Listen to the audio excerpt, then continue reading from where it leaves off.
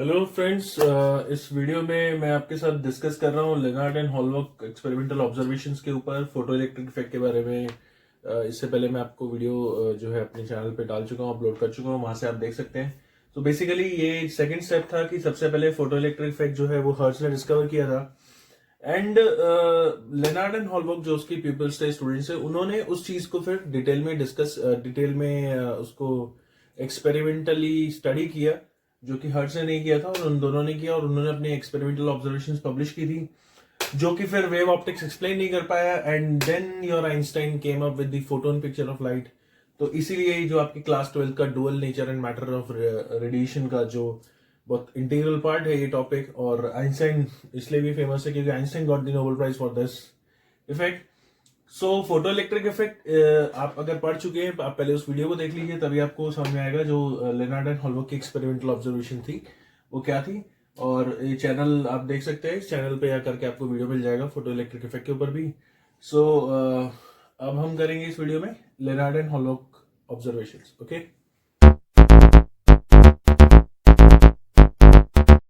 तो सबसे पहला पॉइंट, जो लेनार्ड एंड हॉलबर्ग ऑब्जर्वेशन अगर कर रहे हैं तो सबसे पहले हमें पता होना चाहिए कि उनका सेटअप क्या था। तो उनका एक्सपेरिमेंटल सेटअप कुछ इस तरह का था। ये दो फोटो सेंसिटिव मेटल की प्लेट्स हैं। ये प्लेट है फोटो सेंसिटिव मेटल, इसको हम एमिटर प्लेट बोल रहे हैं बेसिकली, क्योंकि इसी के ऊपर हम रेडिएशन डाल के इलेक्ट्रॉन्स जो है एमिट आउट कराएंगे।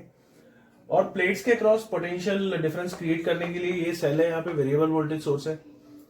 कितनी वोल्टेज आपने प्लेट्स के क्रॉस लगा रखी है उसको मेजर करने के लिए वोल्ट मीटर है, और यहाँ पे ये एमीटर है जो कि आपको करंट जो है कितना फ्लो कर रहा है सर्किट में, कितना करंट है जिसको उस टाइम पे फोटो करंट कहा गया था, उसको मेजर करेगा। ठीक है, तो सबसे पहले अभी कुछ नहीं किया हमने, वोल्टेज जीरो है तो आप देख सकते हैं इधर करंट जीरो होगा। क्यों? सर्किट कंप्लीट नहीं है। सर्किट कंप्लीट नहीं है तो इलेक्ट्रॉन्स कैसे फ्लो करेंगे?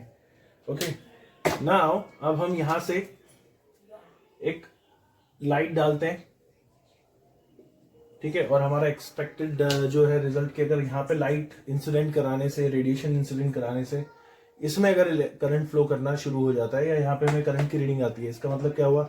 इसका सीधा सा मतलब ये होगा कि यहाँ से जो इलेक्ट्रॉन्स है वो ट्रैवल करके एमिट आउट करके इस प्लेट तक पहुंचे हैं, और that is how circuit is being completed. तो ये पहला स्टेप है कि हमें ये पता होना चाहिए हमारा एक्सपेरिमेंटल सेटअप जो है, ठीक है, एक्सपेरिमेंटल सेटअप जो है वो किस तरह का था। और जब भी हम ग्राफ प्लॉट करेंगे आगे चल के, इन ऑब्जर्वेशंस में हम ग्राफ प्लॉट करेंगे करंट और वोल्टेज के बीच में, तो आपको ये ध्यान रहना चाहिए ये जो करंट है, सॉरी जो ये वोल्टेज है, पोटेंशियल डिफरेंस है, ये प्लेट पोटेंशियल है कि प्लेट्स के अक्रॉस कितना पोटेंशियल डिफरेंस क्रिएट किया हमने। और जो ये करंट होगा वो ये वाला करंट होगा जिसको हम फोटो करंट कहेंगे। ओके, सो लेनार्ड एंड हॉलबर्ग की जो पहली ऑब्जर्वेशन थी वो थी threshold frequency. Okay, threshold frequency क्या है कि जैसे फॉर एग्जांपल उन्होंने अपना ये सेटअप लगाया, मैंने थोड़ा छोटा बना दिया है यहाँ पे समझाने के लिए।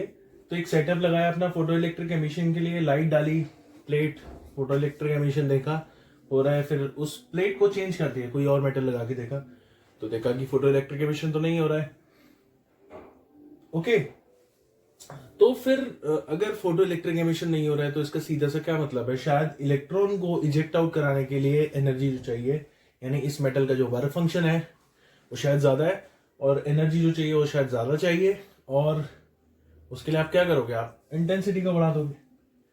लेकिन ये नोटिस किया उन्होंने एक्सपेरिमेंटली कि no matter how large you make the intensity, no photo electric emission is taking place. अब क्या होता है जब आप एक्सपेरिमेंट कर रहे हो तो आप डिफरेंट डिफरेंट चीजें ट्राई करते हो। तो उन्होंने कहा चलो भाई इंटेंसिटी नहीं तो फ्रीक्वेंसी के साथ ट्राई कर सकते हैं। तो फ्रीक्वेंसी इंक्रीज किया, तो उन्होंने नोटिस किया कि एक पर्टिकुलर फ्रीक्वेंसी से ज्यादा फ्रीक्वेंसी अगर आप रख रहे हो तो फोटो इलेक्ट्रिक एमिशन हो रहा है, और अब इंटेंसिटी जो है उसके प्रोपोर्शनली करंट इंक्रीज हो रहा है। तो अल्टीमेटली जो कंक्लूजन था वो था थ्रेशोल्ड फ्रीक्वेंसी, जो इसमें समझने वाली बात है कि हर मेटल की अपनी एक कैरेक्टरिस्टिक थ्रेशोल्ड फ्रीक्वेंसी होती है। अगर उस फ्रीक्वेंसी से ज्यादा फ्रीक्वेंसी की आप लाइट इंसिडेंट कराते हो तो फोटो इलेक्ट्रिक एमिशन होगा, नहीं करवाते हो तो नहीं होगा। और अगर आपकी फ्रीक्वेंसी उससे कम है, थ्रेशोल्ड फ्रीक्वेंसी से कम है, तो इंटेंसिटी इंक्रीज करते रहो, कोई करंट नहीं आएगा। अगर आपकी थ्रेशोल्ड फ्रीक्वेंसी से ज्यादा फ्रीक्वेंसी की लाइट आपने इंसिडेंट यहां पे डाली है, अब जितनी इंटेंसिटी बढ़ाओगे करंट उतना ज्यादा आएगा, यानी करंट इंटेंसिटी के प्रोपोर्शनली इंक्रीज तो करेगा, पर कब? जब आपकी फ्रीक्वेंसी जो है वो एक थ्रेशोल्ड फ्रीक्वेंसी से ज्यादा है अगर, तो यानी कि करंट कितना होगा वो इंटेंसिटी के प्रोपोर्शनल है, लेकिन कब होगा या फोटो इलेक्ट्रिक एमिशन कब स्टार्ट होगा वो थ्रेशोल्ड फ्रीक्वेंसी पे डिपेंड करता है, फ्रीक्वेंसी पे डिपेंड करता है। तो ये पहली इंपॉर्टेंट ऑब्जर्वेशन थी, और ये अगेन एक स्ट्राइकिंग यू कैन से ऑब्जर्वेशन थी, क्योंकि अभी तक तो हम यही करते हैं यार कि इंटेंसिटी बढ़ा दो एनर्जी बढ़ जाएगी, पर यहाँ कुछ अलग ही हो रहा है ना। आपने एक कोई सामान उठाने के लिए भेजा किसी को कि भाई वो टेबल उठा के लाओ, आपने देखा उससे नहीं उठ रही है, तो अपने किसी और को बोल दिया भाई दोनों मिलके उठा लो। When we are increasing the intensity we are increasing the number of light rays, you can say. तो 2 3 4 जितने बंदे चाहिए आप ले आओ, है ना। तो we can increase the intensity और एनर्जी इंक्रीज होना चाहिए, और होता भी है, पर यहां पता नहीं क्यों ऐसा नहीं हो रहा है। और यहाँ पे आप एक फ्रीक्वेंसी के ऊपर ही डिपेंड कर रहे हो, इलेक्ट्रिक फोटो इलेक्ट्रिक एमिशन जो है उसको करवाने के लिए, इलेक्ट्रॉन को इजेक्ट आउट कराने के लिए। लेकिन अगर आप इंटेंसिटी बढ़ा रहे हो तो फिर करंट बढ़ेगा, यानी नंबर ऑफ इलेक्ट्रॉन्स निकलेंगे। तो ये पहली ऑब्जर्वेशन थी, ठीक है। अब हम दूसरी ऑब्जर्वेशन देखते हैं क्या थी, और फिर एक्सप्लेनेशन के बारे में बात में करेंगे। अभी हम सिर्फ ये डिस्कस कर रहे हैं कि ऑब्जर्वेशंस क्या क्या थी। Okay, so let's go for the second observation. Now observation number 2 क्या था? ओके, आपने सेटअप लगाया, सब ठीक है। अब आपको पता चल गया है कि थ्रेशोल्ड फ्रीक्वेंसी चाहिए, तो यहाँ पे मेरी जो फ्रीक्वेंसी है मैंने उसको अब ऑब्वियसली थ्रेशोल्ड फ्रीक्वेंसी से ज्यादा रखा हुआ है, क्योंकि उससे कम में तो फोटो इलेक्ट्रिक एमिशन ही नहीं होगा। अब देखते हैं क्या होता है। अब सपोज करो तुमने वोल्टेज 0 रखी हुई है, ठीक है। ये हमने ग्राफ प्लॉट किया है। यहाँ पे जो V है वो पोटेंशियल डिफरेंस है, जो कि इस वोल्ट मीटर में रिकॉर्ड हो रहा है, प्लेट्स के अक्रॉस पोटेंशियल क्या है। और एमीटर जो है वो इस करंट को रिकॉर्ड कर रहा है, इसको हम फोटो करंट बोल रहे हैं। तो बेसिकली ग्राफ बनाते टाइम आपको एक्सेस पे पता होना चाहिए, इधर प्लेट पोटेंशियल है और इधर फोटो करंट है जो ये एमीटर रिकॉर्ड करेगा। ओके, नाउ वोल्टेज 0 है, मैंने यहां से अभी कुछ नहीं लगाया हुआ है, ये मेरी वेरिएबल वोल्टेज सोर्स है, मैंने कोई पोटेंशियल नहीं लगाया हुआ है। मैंने लाइट डाली थ्रेशोल्ड फ्रीक्वेंसी से ज्यादा फ्रीक्वेंसी की, एंड मैंने क्या ऑब्जर्व किया, इसमें करंट फ्लो कर रहा है। तो लेट अस से करंट यहाँ पे है, ओके, कुछ करंट फ्लो कर रहा था। Now you increase the voltage, हमने स्लाइटली वोल्टेज इंक्रीज किया, तो हम देखते हैं कि बिहेवियर कैसा आता है। हम देखते हैं कि ग्राफ जो है वो हल्का सा इंक्रीज करता है, then it saturates. Okay, saturate का मतलब, सैचुरेट होने का मतलब क्या होता है कि करंट अब फर्दर इंक्रीज नहीं हो रहा है। ऐसा नहीं कि करंट 0 हो गया, करंट इंक्रीज होना बंद हो गया। जैसे इसमें 5 आ रहा था, आपने थोड़ा वोल्टेज और बढ़ाई, वो 5.5 या 6 आकर के अब फर्दर 6 ही चल रहा है, 6 बहुत धीरे धीरे, ऑलमोस्ट कॉन्स्टेंट यूजर से।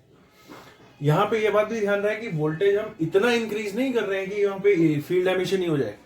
ओके, तो वोल्टेज हल्का से इंक्रीज करते हैं, करंट हल्का से इंक्रीज होता है और उसके बाद सैचुरेट हो जाता है। ये तो है अगर हम इधर जा रहे हैं वोल्टेज को पॉजिटिव सेंस में इंक्रीज कर रहे हैं।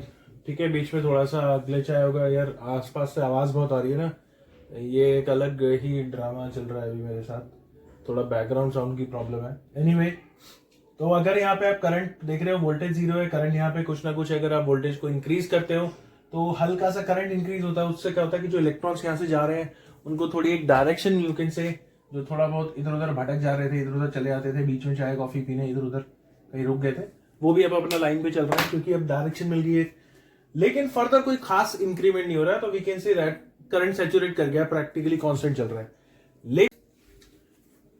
तो ये तो बात हुई अगर पॉजिटिव में जा रहे हैं तो कोई खास फर्क नहीं हो रहा है। लेकिन अगर अब मैं वोल्टेज को नेगेटिव सेंस में इंक्रीज करता हूं तो क्या होगा कि अगर वोल्टेज को मैं नेगेटिव सेंस में इंक्रीज कर रहा हूं तो एक पॉइंट पे आकर के अचानक से जो करंट है वो 0 हो जाएगा, and that voltage is called stopping potential. तो stopping, define the stopping potential, the minimum reverse potential applied across plates to reduce the photo current to 0। कि आपने कितना फोटो करंट प्लेट्स के अक्रॉस जो पोटेंशियल है इसको फ्लिप करके negative आप कितना लगाते हैं ताकि फोटो करंट जो है आपका वो 0 हो जाता है। पॉजिटिव में आपने देखा कि कोई इंक्रीमेंट नहीं हो रहा है, और फिर से मैं बता दूं हम इतना ज्यादा इंक्रीज नहीं किया हमने पॉजिटिव सेंस में।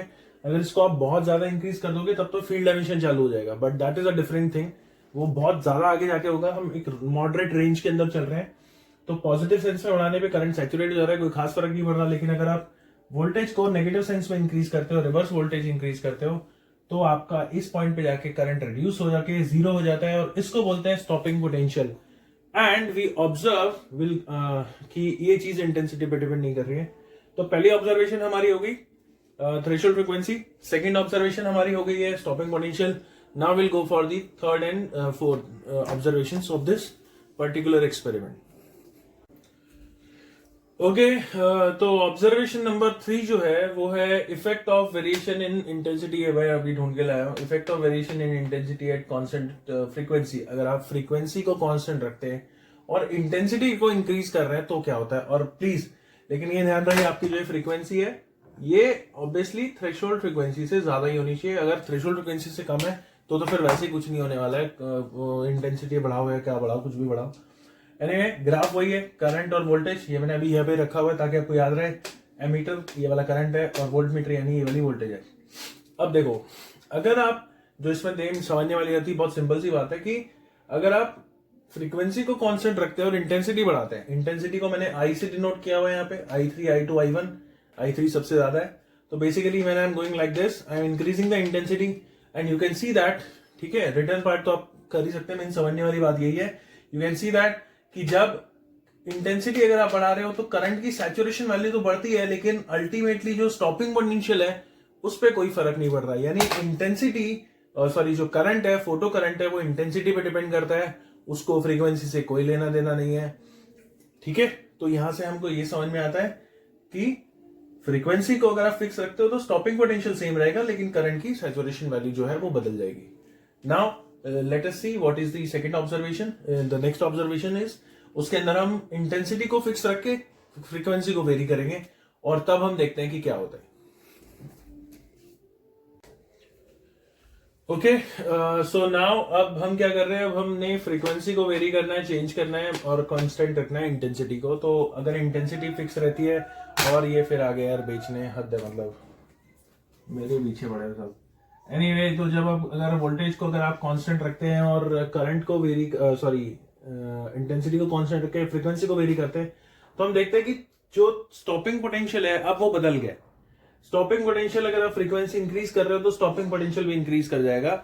इसका रीजन ये हो सकता है कि जब आप इंसिडेंट एनर्जी डाल रहे हो, ऐसा कुछ हम सोच सकते हैं, जो कि बाद में हम पढ़ेंगे भी, कि जो एनर्जी दे रहे हो आप उसमें से कुछ एक फिक्स कट जो है वर्क फंक्शन का वो तो फिक्स है, जो बाद में कितना बचता है वो मिल रहा है। तो यहाँ से हमको उससे ही डिपेंड करेगा कि करंट कितना ज्यादा होगा या उसको रोकने में कितना एनर्जी हमको लगानी पड़ेगी।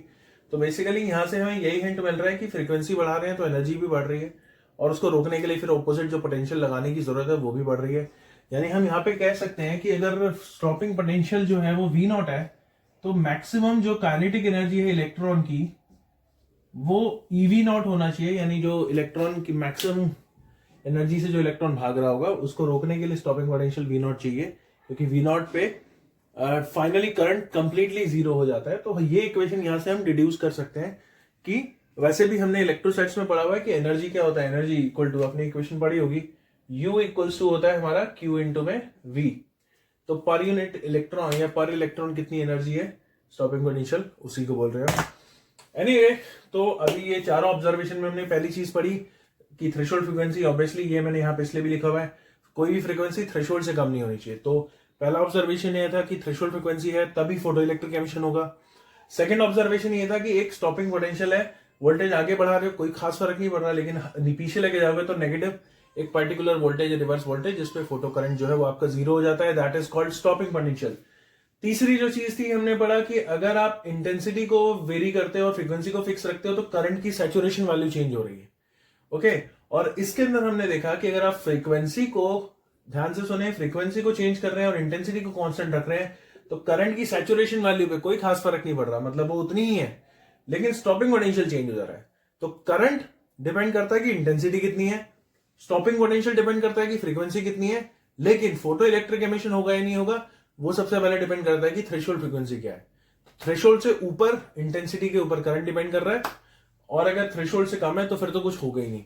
ओके, तो ये एक्सपेरिमेंटल ऑब्जर्वेशंस थी, अब इनके बारे में हम बात करेंगे आगे। और यहाँ पे एक चीज और नोटिस की हमने कि स्टॉपिंग पोटेंशियल जो है वो फ्रीक्वेंसी के प्रोपोर्शनली डिपेंड कर रहा है, तो हम इसके ऊपर भी एक प्लॉट करते हैं कि रिलेशन क्या है स्टॉपिंग पोटेंशियल और उसके बीच में। तो उसका एक और नेक्स्ट ग्राफ है जो नेक्स्ट सेक्शन में हम करेंगे अभी। ओके ओके तो जो फाइनल वो जो था उनके बीच में रिलेशन था वो था स्टॉपिंग पोटेंशियल, और इसको हम बना देते हैं, ये आपका स्टॉपिंग पोटेंशियल है और ये आपका फ्रीक्वेंसी है। मैंने ग्राफ में दिखाया हुआ आपको, और यहाँ पे स्टॉपिंग पोटेंशियल जो है वो वोल्टेज है जिसके ऊपर आपका करंट स्टॉप हो जाएगा, जीरो हो जाएगा। तो उन्होंने एक्सपेरिमेंटली डिफरेंट दो लेटर से दो मेटल ले लिया हमने, तो क्योंकि हमें ग्राफ से उनका खाली पैटर्न समझना है, तो दो डिफरेंट मेटल्स लिए, दोनों की थ्रेशोल्ड फ्रीक्वेंसी अलग अलग थी। तो देखा कि अगर आप थ्रेशोल्ड फ्रीक्वेंसी से कम फ्रीक्वेंसी पे हो तो V0 जीरो है, यानी करंट को स्टॉप करने के लिए कोई वोल्टेज नहीं चाहिए। वेरी ऑब्वियस, क्योंकि भाई इससे पहले तो फोटो इलेक्ट्रिक एमिशन हो ही नहीं रहा, तो स्टॉपिंग किसकी करोगे। ओके, लेकिन जैसे आप थ्रेशोल्ड फ्रीक्वेंसी से ज्यादा आगे फ्रीक्वेंसी इंक्रीज कर रहे हैं तो स्टॉपिंग पोटेंशियल प्रोपोर्शनली इंक्रीज कर रहा है फ्रीक्वेंसी के, और लीनियरली डिपेंड कर रहा है। तो ये ग्राफ से हमें इंफॉर्मेशन मिलती है। और दूसरे मेटल के लिए आ रहा है, तो दोनों मेटल्स का थ्रेशोल्ड फ्रीक्वेंसी अलग अलग होने से ग्राफ अलग अलग जगह पे इंटरसेप्ट दे रहा है, लेकिन स्लोप दोनों का सेम था। तो एक्सपेरिमेंटल ऑब्जर्वेशन जो हमारी ये यही थी कि डिफरेंट मेटल्स के लिए स्टॉपिंग पोटेंशियल से ही ग्राफ शुरू हो रहा है, ये लीनियरली वेरी कर रहा है स्टॉपिंग पोटेंशियल फ्रीक्वेंसी के हिसाब से, और ग्राफ जो है वो हर मेटल के लिए सेम है। ओके, तो ये हमारी एक्सपेरिमेंटल ऑब्जर्वेशन थी। फिर अब हम पढ़ेंगे कि कैसे वेव ऑप्टिक्स की जो प्रिडिक्शंस थी वो इसके साथ कोप अप नहीं कर पा रही है, कंसिस्टेंट नहीं थी, और फिर वेव ऑप्टिक्स कैसे फेल हो जाती है और इन रिजल्ट्स को एक्सप्लेन नहीं कर पाती है। तो एक बार मैं आपको फाइनल ओवरव्यू दे देता हूँ दोनों, मतलब जो भी अब तक हमने किसी चीज का एक फाइनल मैं आपको टचअप दे दूं। ये आपका एक्सपेरिमेंटल सेटअप था, ये प्लेट्स है, यहाँ पे लाइट पड़ेगी, इलेक्ट्रॉन्स निकलेंगे, वोल्टेज कितनी है रिकॉर्ड करेगा, और एमीटर रिकॉर्ड करेगा कि करंट कितना है।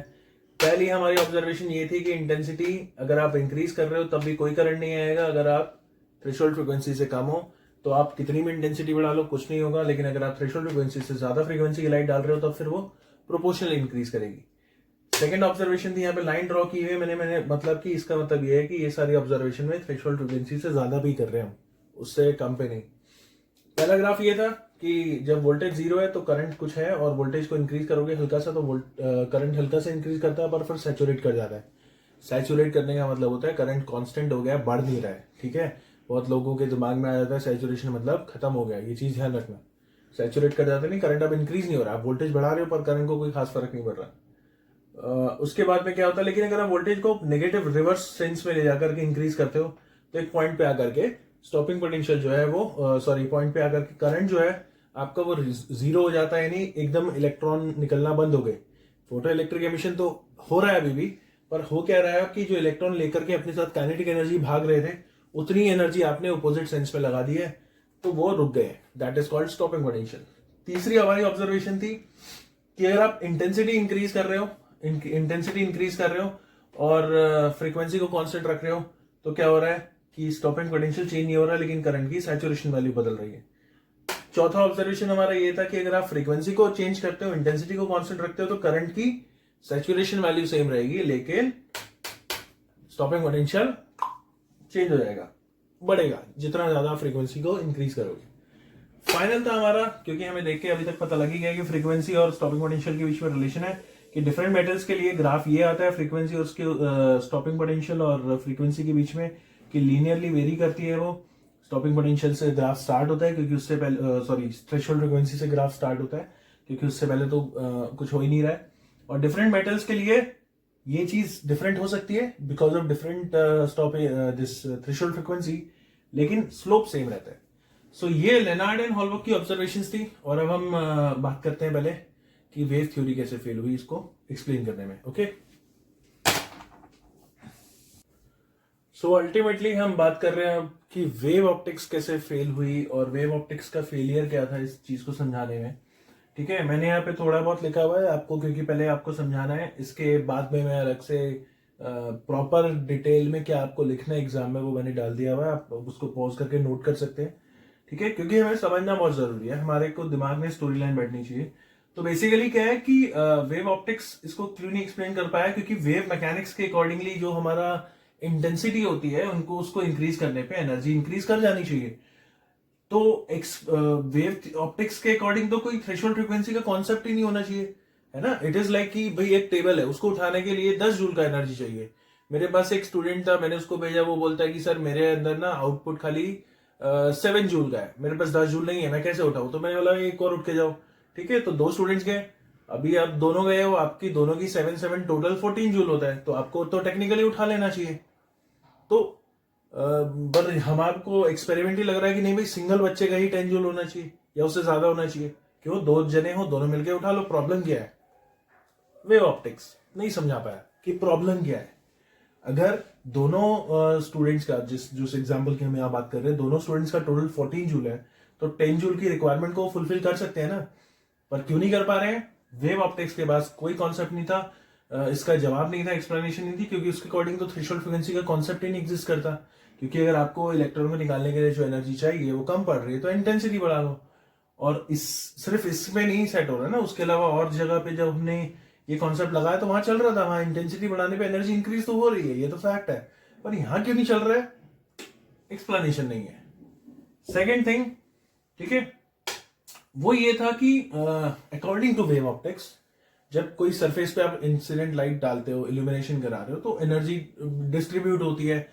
तो किसी एक सिंगल इलेक्ट्रॉन को इतनी एनर्जी नहीं मिलेगी एकदम से कि वो निकल के बाहर आ जाए। तो उसमें क्या है कि आपने सरफेस के ऊपर लाइट डाल के छोड़ दिया है, तो कुछ टाइम लगेगा कि विच में वेरी फ्रॉम फ्यू सेकेंड्स और you can say few minutes, few hours also. ठीक है, according to wave optics. Wave optics ऐसा कह रही है, मैं नहीं कह रहा, वेव ऑप्टिक्स कहती है। ठीक है, कि उसको आपने रखा तो after some time the emission will start taking place. लेकिन एक्सपेरिमेंटली ऑब्जर्व्ड कंक्लूजन वाज कि it is a instantaneous process. As soon as you illuminate, illuminate अगर भयंकर सा वर्ड लग रहा हो तो इल्यूमिनेट का मतलब कुछ नहीं होता यार, कि उस पर लाइट डालना। ठीक है, जैसे मेरे पे लाइट पड़ रही है तो मेरे को इल्यूमिनेट कर रही है ये लाइट। ठीक है, तो क्या बोल रहा था यार, हाँ, तो एक्सपेरिमेंटली ऑब्जर्व करने पे देखने को मिलता है कि कोई इलेक्ट्रॉन नहीं निकल रहा है, मतलब सॉरी, जो फोटो इलेक्ट्रिक इफेक्ट है वो इंस्टेंटेनियस प्रोसेस है। जबकि वेव कह रही है उसको टाइम लगेगा, कुछ सेकंड्स, कुछ मिनट से लेकर के कुछ घंटों तक का टाइम लग सकता है इल्यूमिनेट करने के बाद एक्चुअली वो फोटो इलेक्ट्रिक एमिशन स्टार्ट होने में। लेकिन experimentally it was instantaneous process. तो वेव ऑप्टिक्स, जो कि अभी तक बहुत सक्सेसफुल थी इंटरफेरेंस, डिफ्रैक्शन और पोलराइजेशन को समझाने में, यहाँ पे वो फेल हो जाती है। और फिर इसी को समझाया था हमारे को आइंस्टाइन भैया ने अपनी क्वांटम पिक्चर के लिए। और जैसा कि मैं आपको पहले ही बता चुका हूं कि फोटो इलेक्ट्रिक इफेक्ट बहुत इंपॉर्टेंट फिनोमेना इन फिजिक्स, क्योंकि Einstein got photo electric this Nobel prize for this was a striking breakthrough in the theory of quantum mechanics. ठीक है ना, क्योंकि यहाँ से ही फिर वो ये आता है कि लाइट के अंदर पार्टिकल नेचर है। फिर इसी को आगे जाकर के हम पढ़ेंगे कि हाइजनबर्ग, वो सॉरी, डी ब्रोए, जिसको डी ब्रोगली बोलते हो आप लोग, उसने ऑन सम फिलोसफिकल बेसिस ये कहा कि भाई हर पार्टिकल के अंदर भी वेव नेचर होता है। और फिर अल्टीमेटली हम डिसाइड कर लेते हैं कि लाइट में और हर पार्टिकल में डुअल नेचर होता है। आपके सामने कौन सा उसका डुअल कैरेक्टर में से वेव या पार्टिकल निकल करके सामने आएगा, वो डिपेंड करेगा कि आप उसको कौन से सर्कमस्टांसेस के साथ में एक्सपोज कर रहे हैं, या आप किस सिनेरियो के अंदर उसको देख रहे हैं, कितना बड़ा, जो भी मतलब उसके साथ में आप फिनोमेना एग्जिस्ट कर रही है, एग्जिबिट हो रही है, उस पर डिपेंड करेगा कि कौन सा बिहेवियर आपको नजर आता है। तो इसके बाद नेक्स्ट है आइंस्टाइन एक्सप्लेनेशन की। फिर आइंस्टाइन ने कैसे एक्सप्लेन किया, ओके, तो उसके लिए आपको नेक्स्ट वीडियो देखना पड़ेगा कि आइंस्टाइन ने कैसे फोटो इलेक्ट्रिक इफेक्ट का एक्सप्लेनेशन दिया था। ओके।